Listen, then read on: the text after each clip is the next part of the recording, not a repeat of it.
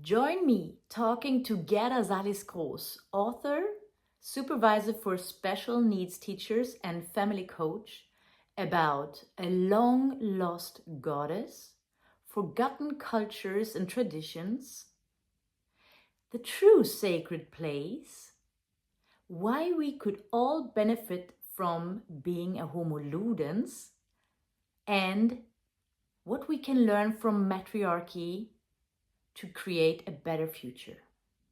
Walking in the footsteps of my grandparents, Gunnel och Göran Liljenroth, researchers, and among the first authors to write about the matriarchy in Scandinavia, I am here to share knowledge about a time in human history that patriarchy made a tremendous and successful effort to wipe out of our minds.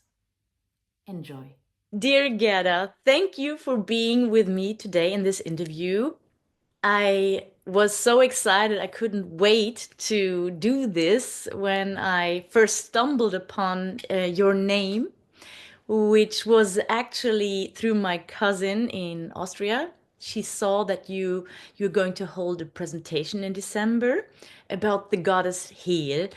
And I was super excited directly because it's actually just the topic that I also bring into Runen yoga. With Runen yoga, of course, I dived a lot into the history, and I dived also into the books of my grandparents, Gunnel och Göran Liljenroth. So when I heard the topic of your presentation, I was like, I need to meet this great woman. So here we are.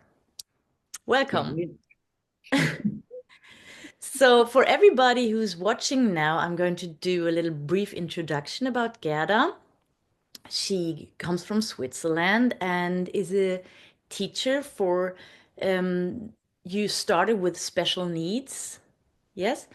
And also a lot with Waldorf and other special education systems.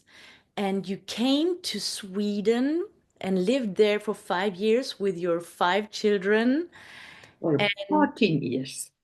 Okay. And in this time, you got to know my grandparents too, because you're also into geomancy. Can you maybe tell something about how you got to know my grandparents and why? Okay, as you said, geomancy was also an issue I was interested. And in my work as a special need teacher, stories, mythologies, legends, and fairy tales were an important part of my work with the children, to tell stories as a ground and work with it. So in the geomantic, for me, it was an important point was the mythology of the landscape, and the landscape as an expression of the goddess. Yeah. The mother goddess, the Mother Earth, and her expression in the landscape. So this was the main point for me in the geomantic. The earth, the room where we are, not only inside room, also outside room, and the human being in a dialogue together. Yeah, wonderful. So, and this also in the stories, in the mythology. So we had lectures. There I lived in Sweden, in Järna, and we had also a formation about a geomantic formation. And in this part, my main part was this landscape mythology. You had a presentation? Presentation, yeah. Yes. Someone came to me and told me there are a man and a woman, and they were researching a lot of the matriarchy in Sweden, because the matriarchal mythology was my main issue, the goddess. Okay, so I got the name of your grandparents. Wonderful. Gunnel och Göran. Gunnar och Göran Liljeroth, yes. And I wrote a letter to them. They wrote back. So we got the contact together, and then I invited them to come to us and to also have a conference about their work. And there, we started. We started to work in a certain kind together. I got their books both, and so we had a lot of phone calls together, and I were visiting them, and we were talking a lot together about what they have researched about the goddess in the north. I started directly to taking it in my work too. This new knowledge about the Nordic goddess Hel. Now we know how you met my grandparents and what your connection is with them. I always thought that the world we live in now, which is a patriarchy, is normal, that there is nothing else. Yeah, I think that's the view when you've been raised in this system. And when I started to read the books of my grandparents, I was like, wow, this is very, very interesting information. It's information that not many people have in Scandinavia. It was a matriarchy there even through the Ice Age with the people that survived at the Norwegian coast and everything. And I would love more people to know about how it can be. And I don't know what you have experienced, but when I talk about the matriarchy and I talk about this topic, people always have this huge thing. They think, ah, there's a woman standing there and giving all the directions, and the man is nothing worth. Yeah, I think that's like the picture people have in their head when they think about matriarchy. Can you tell in your words how you see the matriarchy? I didn't know um, Yeah. these differences between patriarchy and matriarchy, but I learned a lot from a woman here in Germany. She's in Germany. Okay. And she started to research about this theme 50 years ago. She has grounded an Academy of Matriarchy Research. It's Heidi Göttner Abendroth. Ah ja, Heidi And Abendroth. yeah, and the Academy Hagia. And of her, I met her already before I went to Sweden. Ah, okay. For quite a long time ago, yeah, for about 40 years ago. I did understand, there is all other kind to look on the development of the society on the earth, all around the earth. And she was researching all around the earth, also the matriarchy people, societies, which are still living in this kind today, which never finished Yeah. this kind. Yeah? And so I get more and more this picture. And I understood of her also that archy has not to do with Herrschaft, power, but it means in the beginning. Archaeology, archetypes, it's in the beginning. Okay. Arc means in the beginning.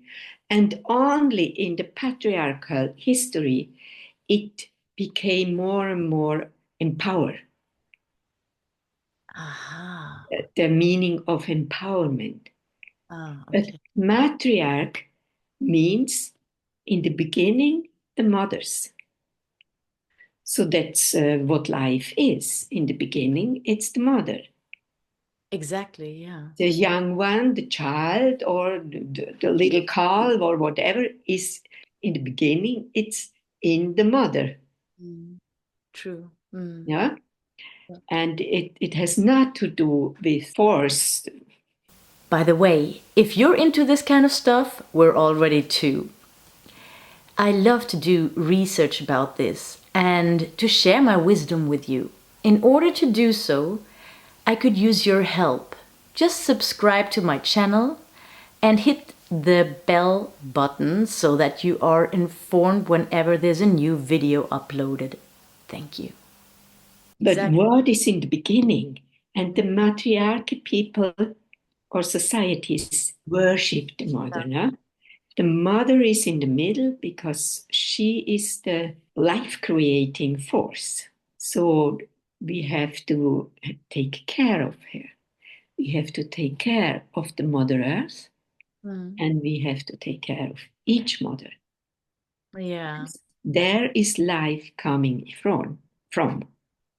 Mm. And so I started to understand, it's a no kind to understand arc. Very important information in the whole thinking to understand this construct. And if you look on the Nordic goddess Hel, Mhm. or Hal or Hol, we have these names in a lot of places in the north, in the landscape. Like we can start with Holland Mm. and Helsingborg and Helsingör and Hel, Hal, Hol, all over. That's quite normal that the matriarchy people call their landscape in the name of the goddess. The goddess is always of one region and and in another region she has another name, like Gaia in Greece Mm. and Holle in the middle Europe. It's Holle too, Holland. or Dana in the region of the Donau Oh, River. yeah. It's Dana, yeah, and all over and Kali in India, and go on, go on. Mm. Mm. But it's always connected with Mm. with a special landscape. Yeah. Yeah. So in the north we have Hel or Hal or Hol or Al, Halda, Alda, Yeah. depending which landscape, and also a little bit which time, Mm. how the language was developing. Yeah? So very old name of her is also Halda. In the Edda, in the mythology of the North, she's called Alda or Halda. Mm. And Hel, what means Hel? Yeah, Hel means whole, holy. Helig in Swedish, in the Nordic, is holy. Mm. And it means also heal, to Mm. heal. Yeah. It's also the same. To become a whole, to become holy again. That's her main aspect, to be the holy goddess of the wholeness. And there maybe it's important also to be aware that the goddess has always a cycle of the nature, like Mm. the cycle of the seasons. Yeah? And there are three aspects always: the white, the red, and the black one. So, like the nature go through these three seasons. In the beginning of the year, it's the white, Mhm. the holy.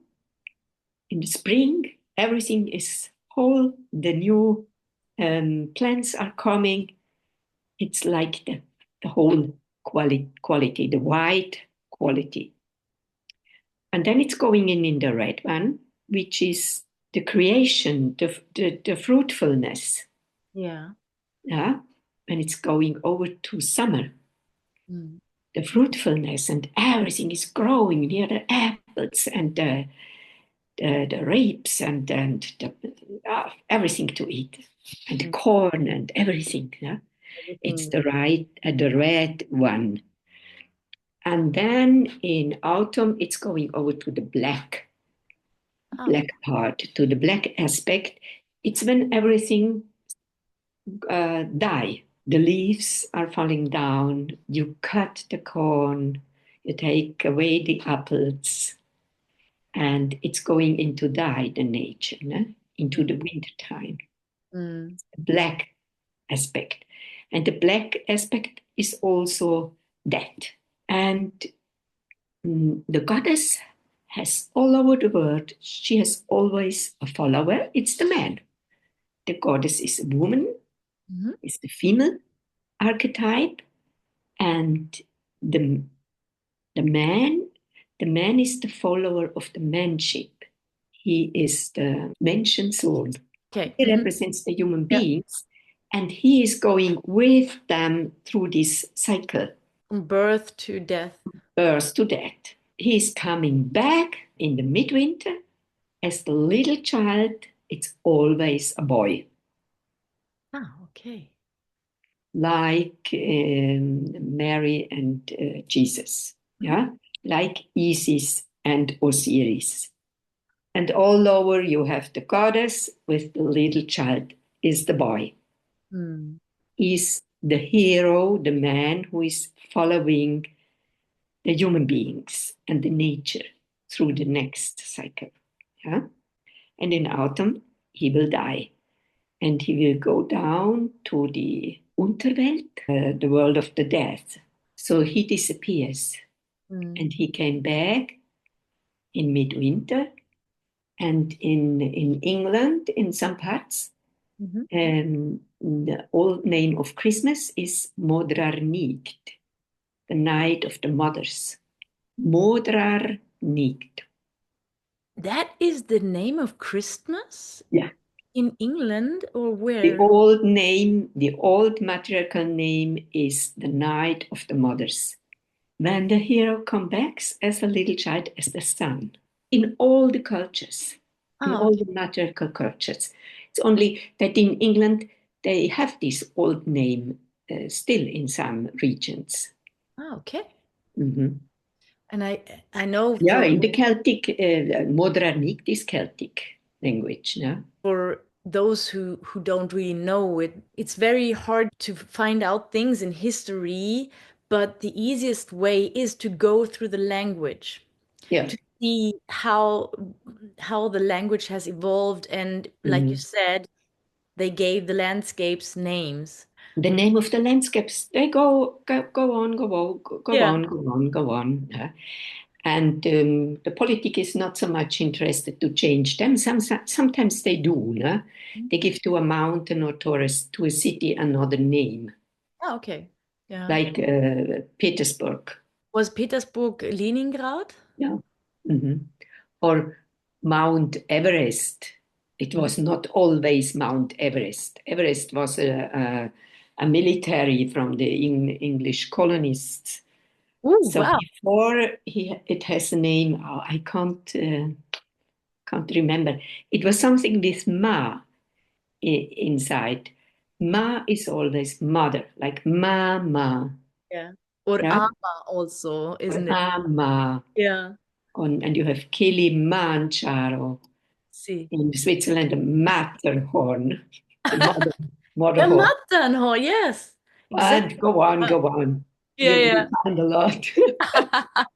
Yeah, it's beautiful. Fukuyama. So this Ma is always the mother. Yeah. And then something around the mother. Would you say about the matriarchy, we have just forgotten to worship the female?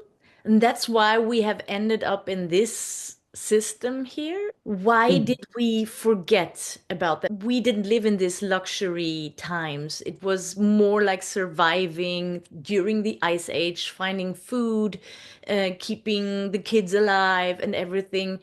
And they had to work together to be a team, and it was normal, I guess, that the men they looked how can we sustain this family? How can we help the mother? Because the mother is the one that gives birth and nutrition to the kids. Somewhere along the line, we lost all of this. As I read it in the books of my parent and grandparents, it was because there was more influence from men taking over from the south, coming up to the north. How do you see this procedure? Okay, that's why I tried to tell about these three aspects. Mhm. Because what happened with Hel, Hel, which really clear is the holy, the white aspect, but she became more and more only her black aspect. She has all goddesses have all three aspects, yeah, but one is dominant. Mhm. But then they have also their three under aspects, and each under aspect has again three under aspects, and has again three under aspects. So it's going Like a all tree. is whole. Yeah. And why nowadays we have Hel most as the black aspect? Mhm. Um, you can see it in the word Helvete. Yeah. Hell. It's in English also, hell. And in The, German, Hölle. in German, Hölle, Mm. exactly. Yeah. But Vete in Swedish, it's Helvete, and Vete means a holy place, the holy place of the goddess. Ah, So oh, Helvete means it's the holy place of the goddess where you can meet her. oh, So beautiful. you can go to her holy tree, to your holy mountain. It's a holy place where you can meet her. Then came this patriarchal development, and it came from the region in actually in Asia, Mhm. when the desert of Gobi started to be a desert. It was not always a desert, either the Sahara. And in the Sahara happened the same thing. But over a long time, it went desert. Yeah.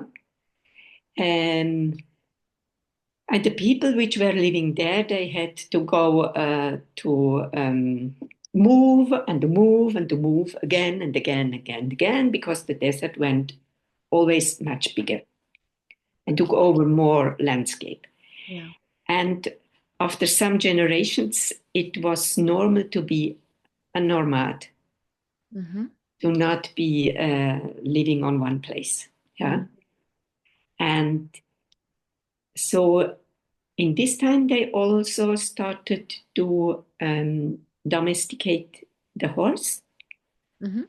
And from the region in the South Russia, Ukraine, Georgia, and there started the patriarchal um, taking over, we Yeah. can say. Or And movement. it was such no nomads. It was like groups of men with the horses, which started to They attacked them. they attacked them, started to make weapons and to take over these matriarchal clans, which didn't have Yeah. weapons. That was going on, going on, going on. Mm. Then in the Mesopotamian, the Tigris-Euphrat Yes.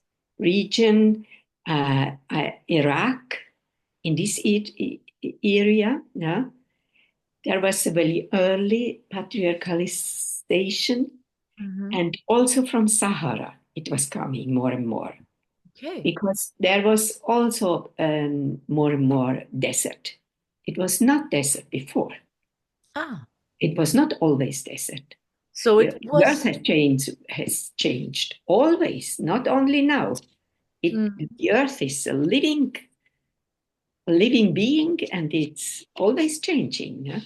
Yes. So but in the region of the Near East, like now Palestine, Israel, Iran, Lebanon, and there, um, you had two streams from Africa, from the Sahara, and from this region from South Russia, and the patriarchalization was going on. Yeah. And then it was going over in the to the north, Mm. to Greece, Mhm. to Italy, and even from the east they were coming From the south and the east. to the middle of Europe. Yeah. Yeah? But in the middle Europe, you had already, as you had also matriarchal societies, which is called from Maria Gimbutas, which is a really known research of matriarchy. And she called mm, the culture before the Celtic people came Mhm. in, she called the old European people, no? And it was matriarchal. And then came these more patriarchal streams.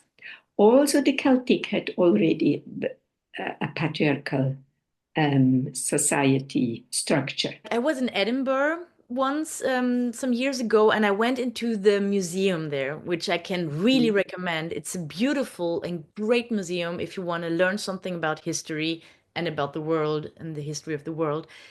And there was this huge stone also, which is Mm. thousands of years old.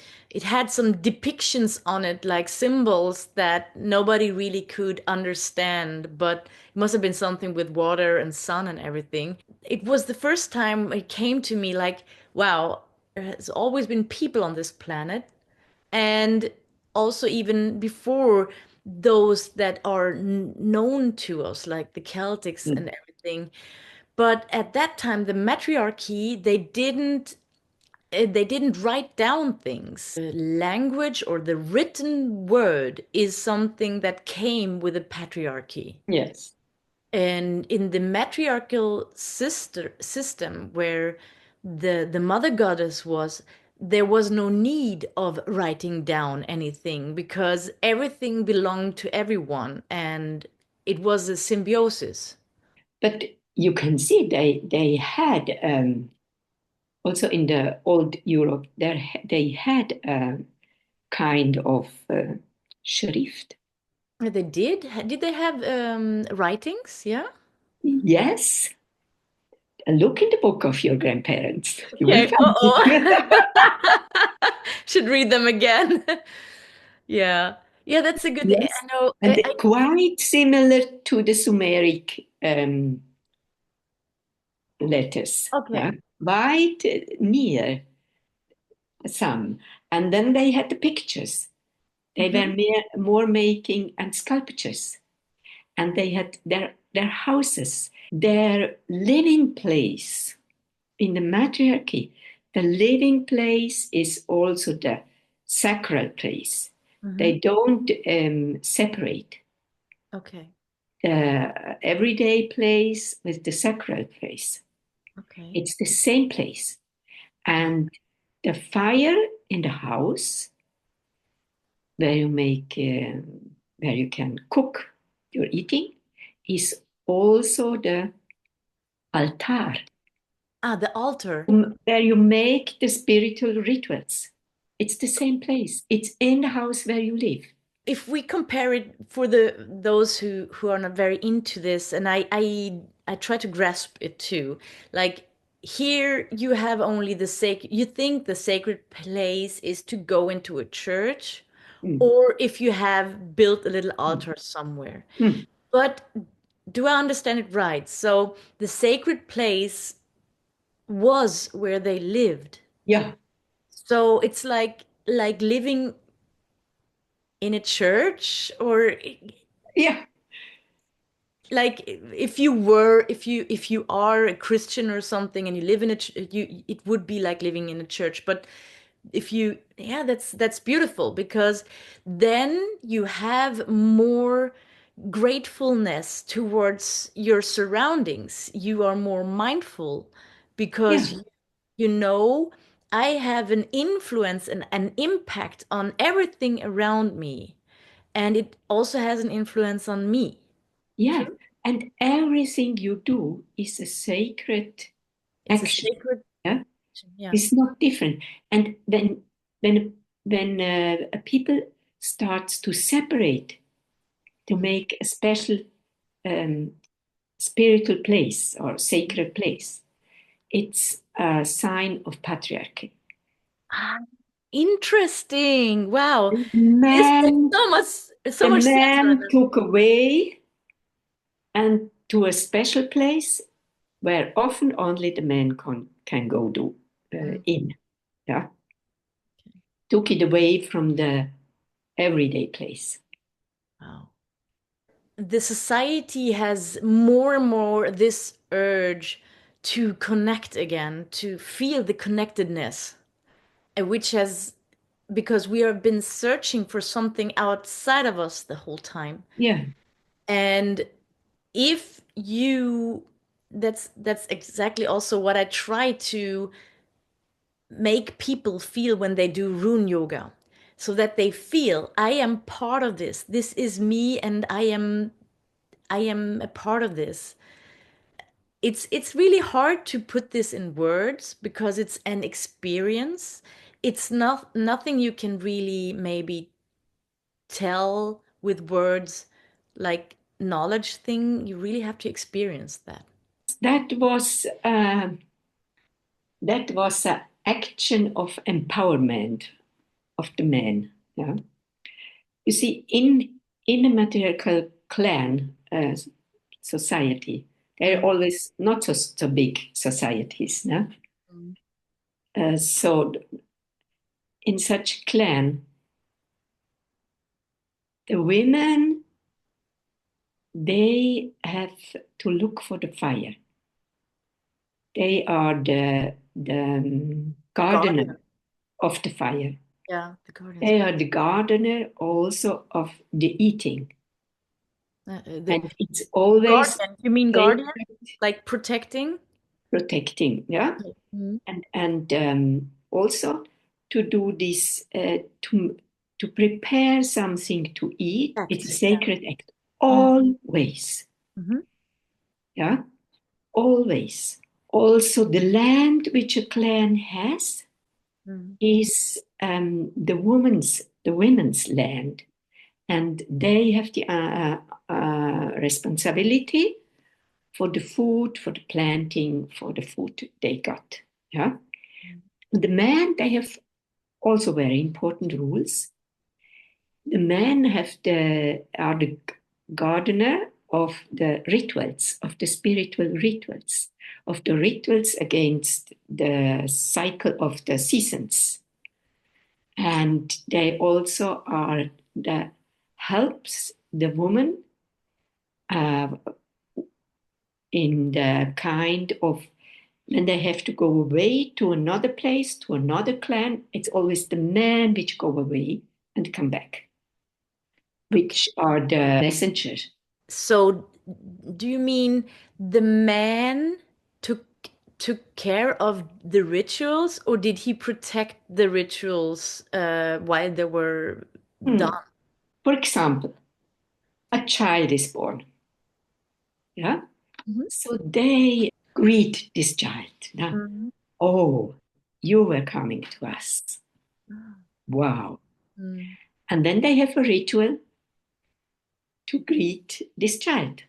Mhm. So Okay. the man has the answer to prepare everything for this ritual So of the greeting this new child. responsibility. He has to. Responsibility. The responsibility, yes. Or the same if you go and cut the corn, Mhm. they will make a ritual, Mhm. they will make a feast, Mm. The party. a party. Now we go cutting the corn, or now we go taking the apples. So the men take the responsibility to prepare this ritual, this party. Yeah. Yeah? Mhm. And it's inside the clan, inside the living place, it's not by side. But with the patriarchal development, they took it away from the living place in a special house, in a Yeah. special place. They Yeah. started to make sacred places, Mm. which were spiritual places, which were not in the living place, to Okay. get more empowerment. Mm. Interesting. Yeah. Yeah. And to make the women weaker. It sounds like a division, like something is Yeah, yeah. divided. And that's the point, this division. Yeah. Mm. And then it was going on more and more. They took the women as prisoner, Mm. and they wanted to own the women, not in first point for the women, but because the women were the owner of the land. So if they had the women, Mm. they Ah, had the land. okay, okay. So it started. Then it was going on, no? Okay, we know the sad story. Robbery. Yeah, Exact. but it's wonderful. It's so much great information from you. Thank you. That's great. And I just want to do a little bridge here because I also want to talk about you as an author. You wrote a book about in play. Um, and when you were talking about the rituals, you also you were doing a lot of research about in play, which I guess has also a lot of influences, matriarchal influences in it, maybe. Maybe you can just talk about how you came to this idea of in play and how you support um, individuals, you support families, you support parents of small children, and you guide them through, you help them in personal development and everything through your research in play. You did your MA in Plymouth also at the Mhm. university. Mhm. How did you come upon this topic in play? I'm a special needs teacher, Mm, and I'm a mother of 5 children. mm, So I was very interested. Child growing up, biography. Wow, coming in life. Wow, what is that? Coming in life. It's a wonder. And a new human being. And how will this go? And how will this biography develop? What? It's just one. It's a new story, a new life story. And yeah, what is the child doing? It's playing. Mm, The biggest force of the child is play. Yeah. Okay. So I did see play is so important for the child. But play is more than just entertaining. Play is like the to tell. It's also a story. mm-hmm. Yeah. When the child is playing, it tells me something. Mm, What do I understand? Do I understand mm, what the child is telling me? But it's also creating a world. For example, in the sand, it creates a world. mm, In the child, in the play, the child is also healing himself.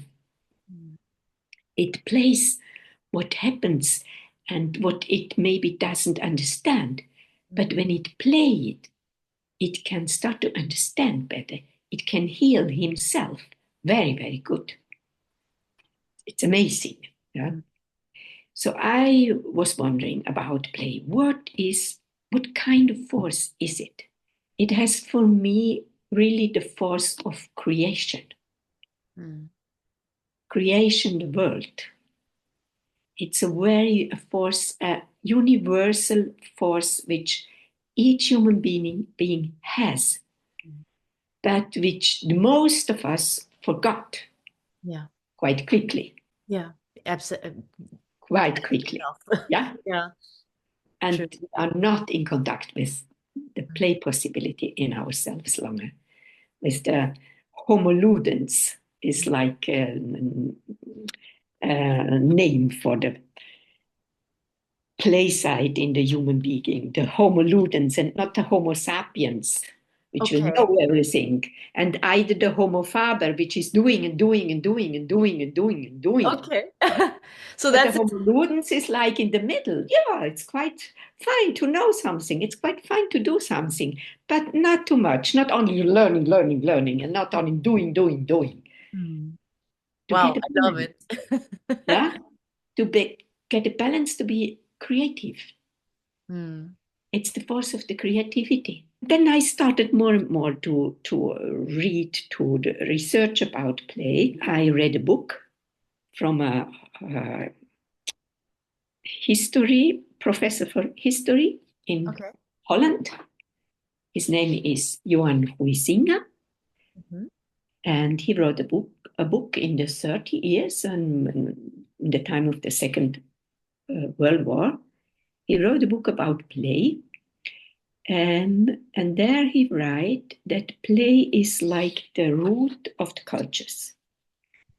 In the play of a culture, you can see the patterns of this culture. And also what this culture does, what is important in this culture, yeah? Like to have a lot, or to lose all, or to win, or whatever, yeah, or to be quick, or to be social, or whatever. So you can look in your culture how are the plays there. Then you know quite a lot about the values in this culture. So he wrote a book about this cultural place. Yeah. But in this book, he wrote also in the beginning, quite in the beginning, only 2 pages, that there is another quality which would be much more interesting to understand, to research about, a primary quality, he called it. And I was wondering, what's that? What's that? So the little child in the beginning is not yet is playing, but not yet playing in the cultural way. It is playing in the primary way, in the primary quality. What's that? And it's not meaning forms of play. It's not the meaning of the values in the play. It's a no other quality. It has the quality of the needs of the really little child, which he has also when with his birth. What does he need? Also already in the womb. He needs community. But I say in the meaning, in German we have the word Gemeinschaft. And there is the word mine, my community.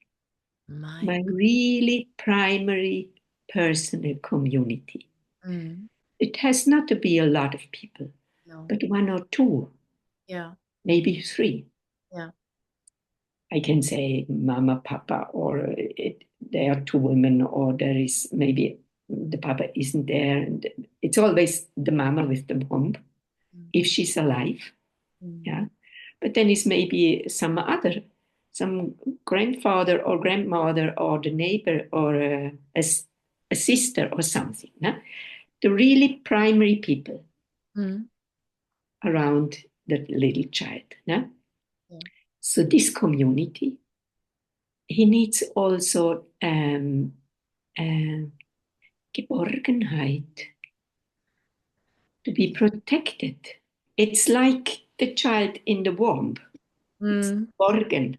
It's really protected soul. Yeah. Sure, he needs to eat and to sleep and all these vegetative needs, but it needs also the possibility to be creative.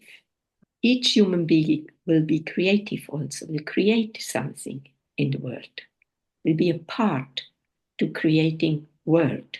I mean, in all ways, possible ways, no? It has not to be a thing I create. but And I will be a part of the creating life. The second point, which is very important, is the uh, autonomy. okay. Yeah, Sorry, I interrupted. in a, more or less autonomy. Hmm.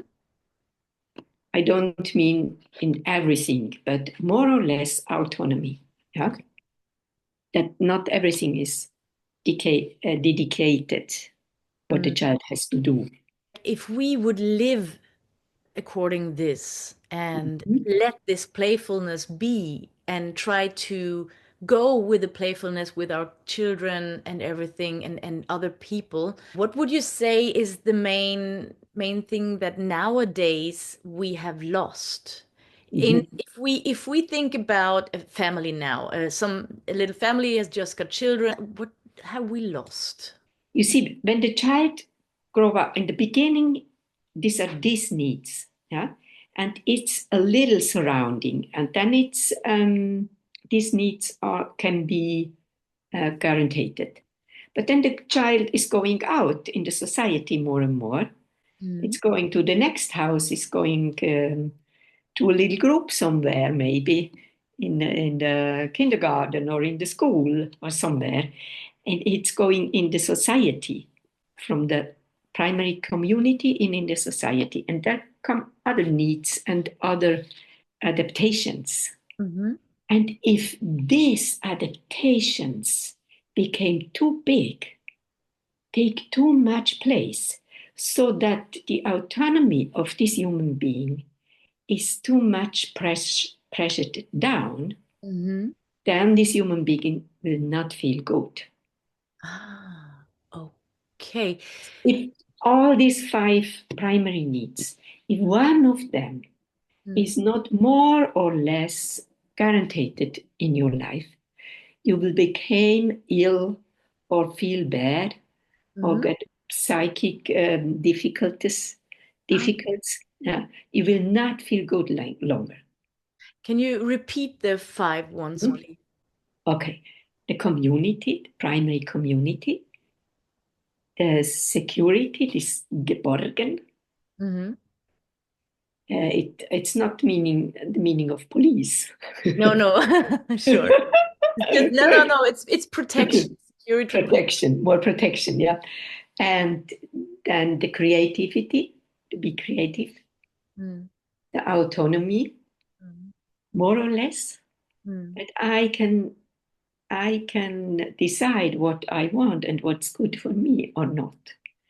And then these vegetative needs like to eat, to sleep, oh, um, what I need for my life. No?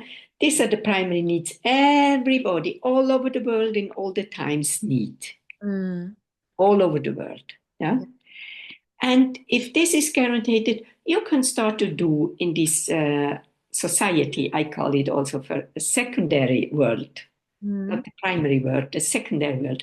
You can make there whatever. It can be a dance, but it can become also um, like a pressure mm, when it's too much of adaptations. mm. It can become like the weight, go Like on, the go whip, on, go on, go on, go on. You don't feel good anymore. Yeah? mm, That you can't feel your autonomy, yeah, that you can't feel your creativity, mm, that you can't feel protected. mm, And then you will get ill, you will get feel bad. That we lost yeah, often. It's, the primary is always here if not something other takes over, mm, if not something of this secondary over um, world, cultural world, takes over too much. mm. And would you say this taking over comes through humans or through things that are happening around us, situations like, um, internet, Mhm. smartphones, Yeah, advertising? Everywhere you go, you always see something blinging somewhere. yeah, Or is it exactly. more like the people? Have the people changed? you see, we have such a strong patriarchalized Station. Yeah. society, Yeah. no? Uh, Great word. Society.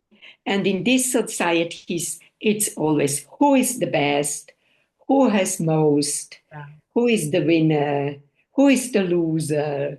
And it's going hard, yeah, and weapons and wars and whatever, and consume, to Yeah. buy, to buy, to buy, to buy.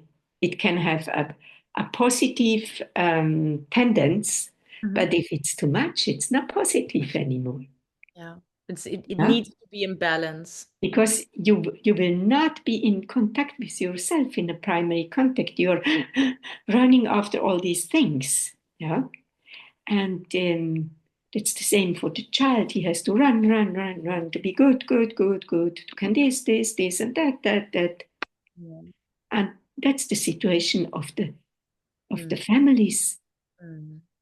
And in these little cells, society cells, if it's not all little, it's almost mother, father, and a child, Mm. or two children. Yeah. But we quite have not anymore these big families, Mm. clans. It's not so easy either. Mm. Yeah. But often it's only a mama with a child, Yeah. with one child, or with two children. Yeah. Mm. Or it's only one person in an apartment. Mm. So we are very, very individualized, Here. very, very, and everybody in his own box. Mm. Yeah. Yeah, exactly. And we don't live community. We quite can't live community longer. We are actually going towards from the community to everybody is alone. Like, Everybody's alone. yeah, We are already long on yeah, this way, yeah. It's like really long on this way. Yeah? We feel alone mm, we long for, for community, yeah, for some other which is here with me. yeah. It's always this discrepancy. Yeah? Mm. Wow. We fly community and we search community. We can't take it and make again the same like for 7,000 years ago. The patriarchalization started for around 5,000 years ago. Yeah. Mhm. So we can't go back Mm. and installate the same as it was. Yeah. But we can look what was good in these societies, Mm. and in which form can we create new communities. Mm.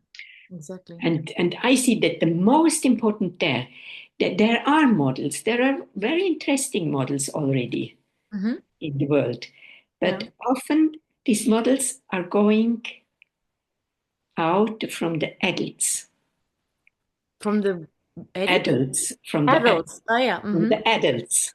My uh, view as a follower of the little child Yeah. is, why don't we look on the little child, what it needs?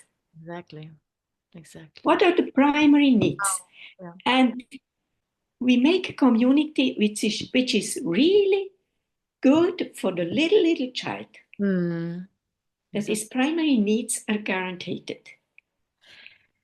And then we can start to play with more, Yeah. I think with the secondary world. in a wolf Mm, pack, mm, the alpha wolf never goes in the tip. mm, Always the old wolves go in the tip mm. because they set the pace for the whole pack, Yeah, which means exactly we should look at the weakest part in the chain and let them yeah, set the pace. yeah. And children are the weakest in one, and They are the of course weakest. also the old people, but children are our future, and you are just saying something incredibly important. And that we have in this. communities the whole biography of the little child, of the newborn child, and the Mm. old man or woman, which have often the same needs as the little child. This Mm. often the old people also have the same primary needs like the little Yeah. ones. Yeah? Yeah.